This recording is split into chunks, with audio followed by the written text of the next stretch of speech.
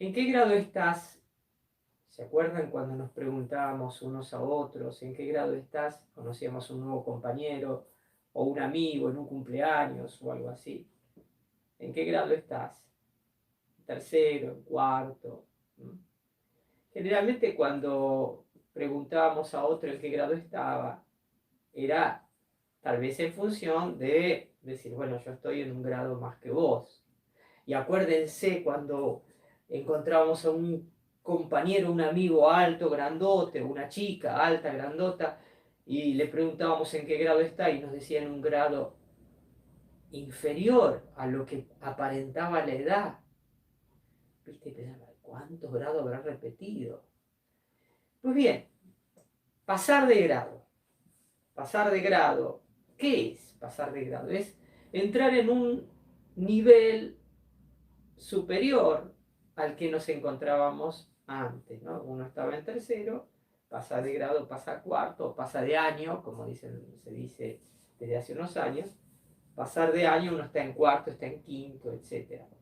O sea, existe una progresión, existe un crecimiento, existe un grado, uno puede pasar de grado.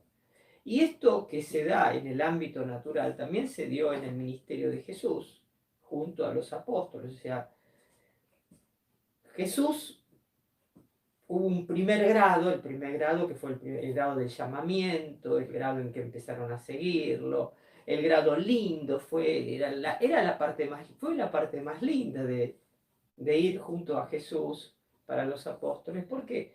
Porque Jesús hacía milagros a troche y moche, la gente se curaba, la gente venía a verlo, era un éxito absoluto, un éxito rotundo. Algunos estudiosos dicen que llaman a esta etapa del ministerio de Jesús la primavera de Galilea. Yo diría la temporada primavera-verano del ministerio de Jesús, donde los apóstoles se vieron envueltos en una marea humana de aprobación del ministerio de Jesús, de acercamiento a Jesús, en donde ciertamente no faltaron algunas ambigüedades, por supuesto, no faltaron algunas contradicciones, pero el balance fue, como dicen los chilenos, harto positivo.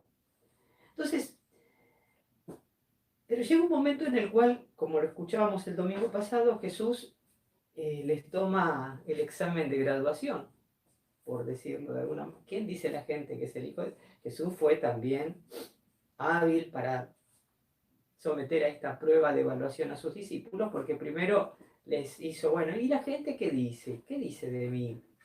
Bueno, ¿se acuerdan? Unos dicen que sos Juan el Bautista, otros Elías, otros Jeremías o algunos de los antiguos profetas. Y ahí vino la pregunta, ¿y ustedes quién dicen que soy? Y ahí tomó la palabra Simón Pedro y dijo, tú eres el Mesías, el Hijo de Dios. Bien, aprobado. Y junto a Pedro aprobaron todos. Bueno, junto a Pedro aprobaron todos. Vamos a pasar de grado, vamos a pasar al nivel siguiente.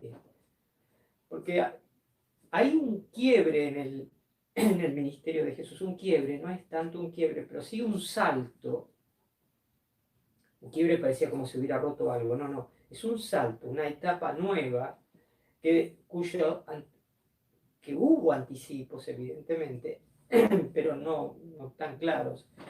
Dice el Evangelio de Mateo, que recién escuchamos, a partir de ese momento.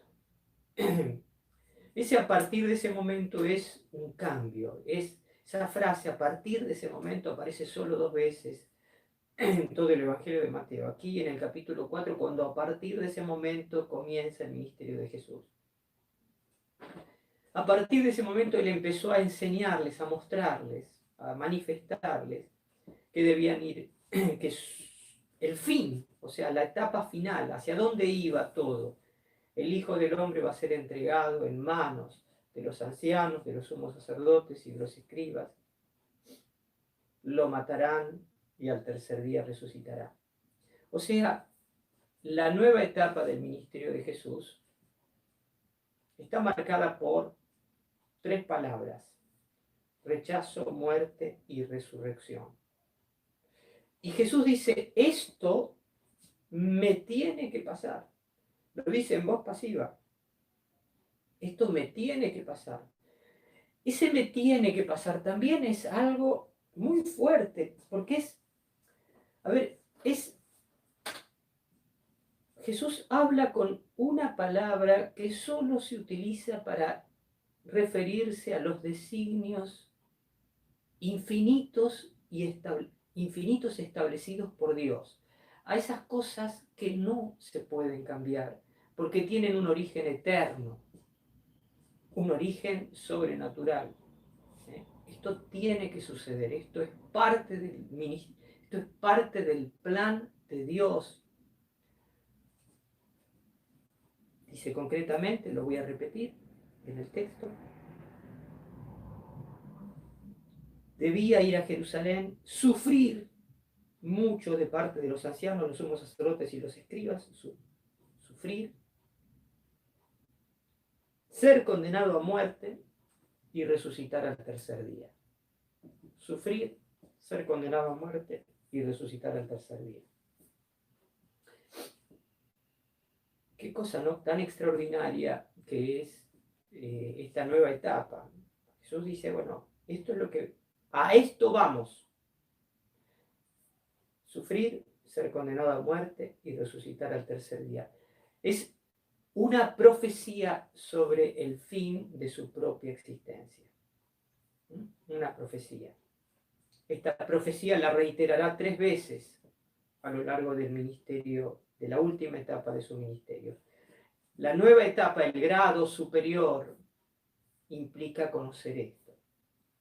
Ahora bien, hay un detalle. Pedro, el mismo que había sido el portavoz de la graduación, él había sido el portavoz de la graduación, el que había confesado, el que había aprobado por todos el examen de la etapa anterior.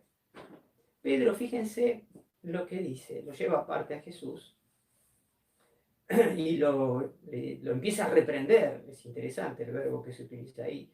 Reprender, la palabra reprender, es la misma palabra que Jesús, digamos, el mismo verbo con el cual los evangelistas refieren la acción de Jesús en contra de los demonios.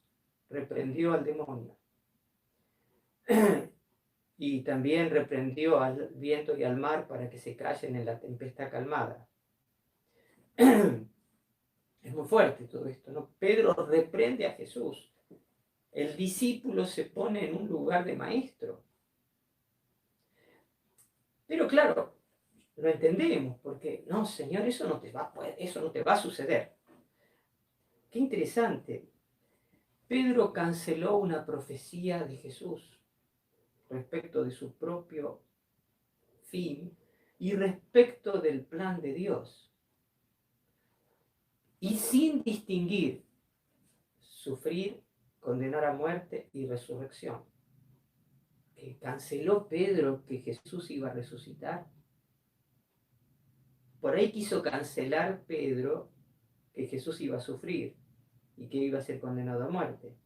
Pero metió en el mismo paquete las 3 profecías, por no escuchar bien.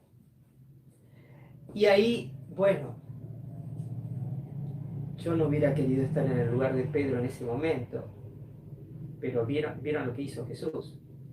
Fue Jesús el que lo reprendió a Pedro y que lo llamó con las palabras con que nunca llamó a ningún discípulo, bueno, salvo en un momento a Judas, pero no directamente. Uno de ustedes es un diablo. A él le dijo, Satanás, apártate de mí, o ve detrás de mí, porque no piensas como piensa Dios, sino como piensan los hombres. En el nuevo grado, en la nueva etapa de fe, Pedro y los demás discípulos y nosotros estamos llamados a pensar como piensa Dios y no como piensan los hombres. Pero ¿cómo? Somos hombres. De alguna manera siempre vamos a pensar como hombres. Sí, pero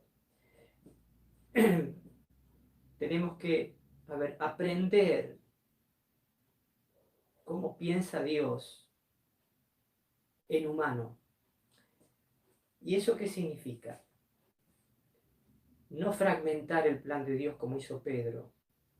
Aprender que aunque no entendamos, Dios no fragmenta el plan de Dios. El plan de Dios es uno a pesar de sus múltiples facetas.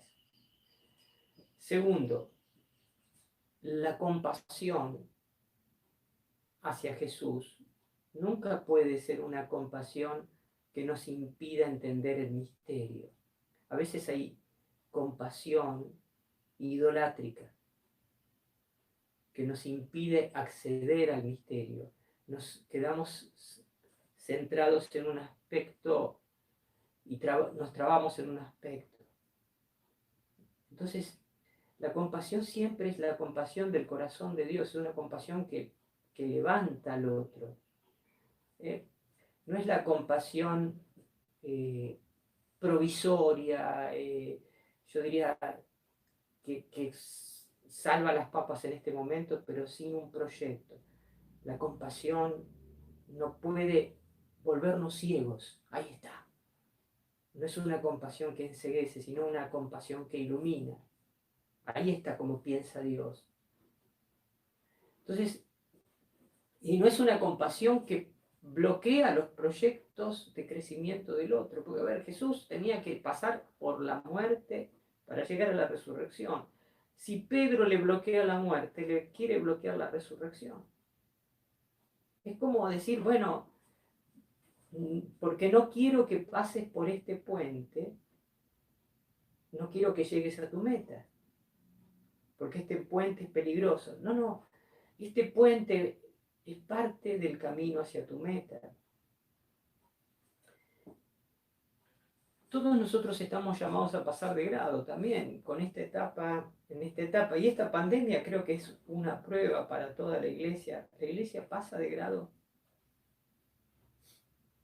La comunidad pasamos de grado, pasamos de año.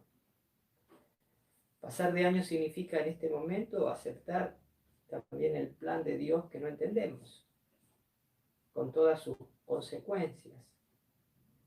Pasar de grado significa aprender a pensar como piensa Jesús, como piensa Dios, no como piensan los hombres, desde el interés, desde la conveniencia, desde evitar el sufrimiento a cualquier costo.